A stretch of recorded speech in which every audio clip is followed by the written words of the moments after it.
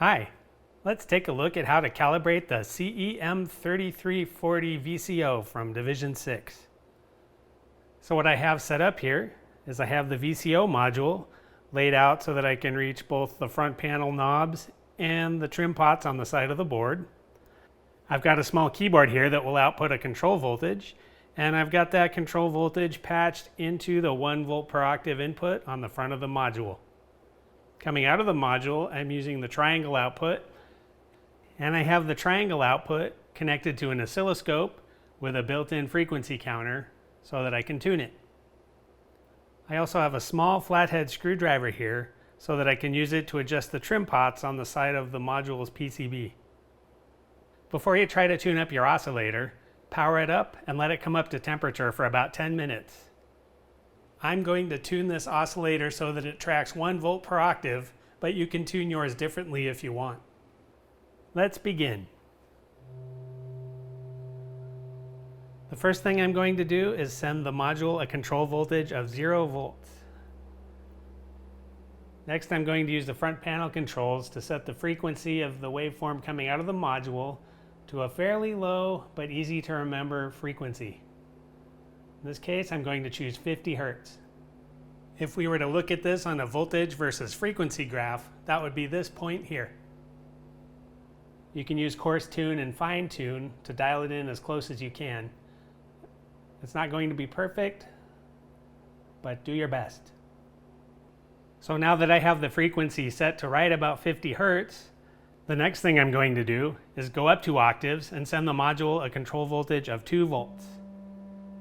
This should quadruple the frequency, giving me 200 Hertz. As you can see, we're a little flat here.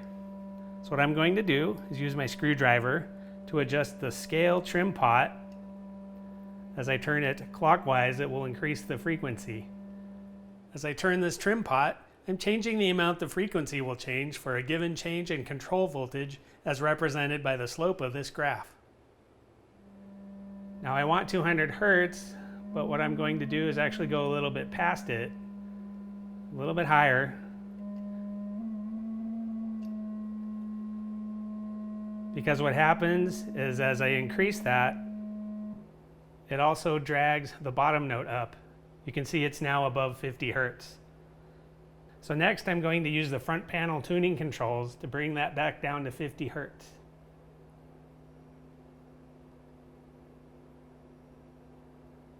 Pretty close. Now let me go back to our 2 volts and see where we are now. Ooh, a little bit high.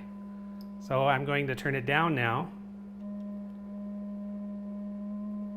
And just like before, I'm going to overshoot.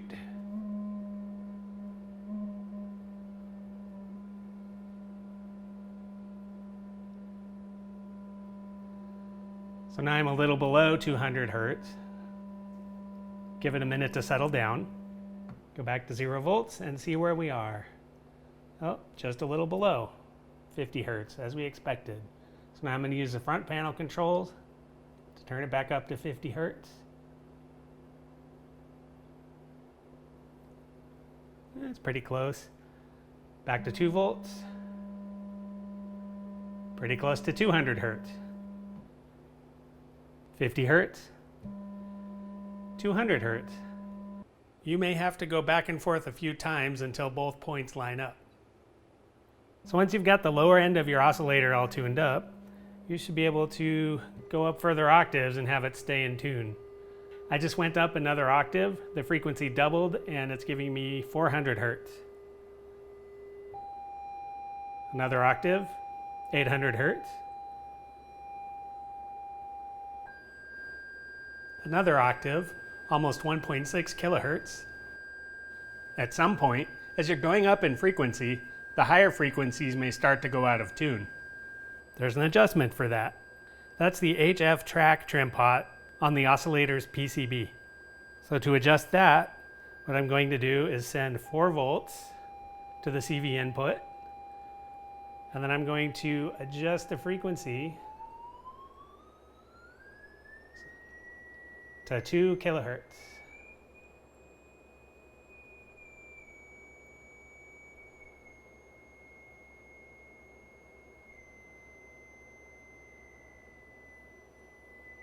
2 kilohertz.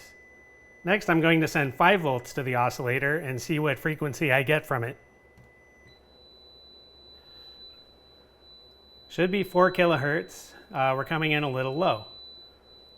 So I'm going to take my screwdriver and turn up the HF track trim pot a little bit.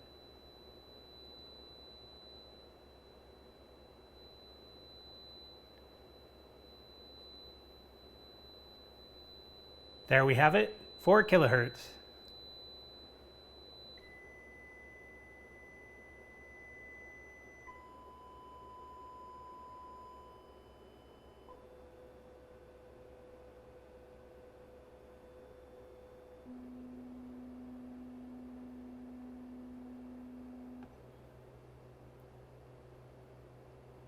As you can see, the oscillator is now pretty close to being in tune over 5 octaves.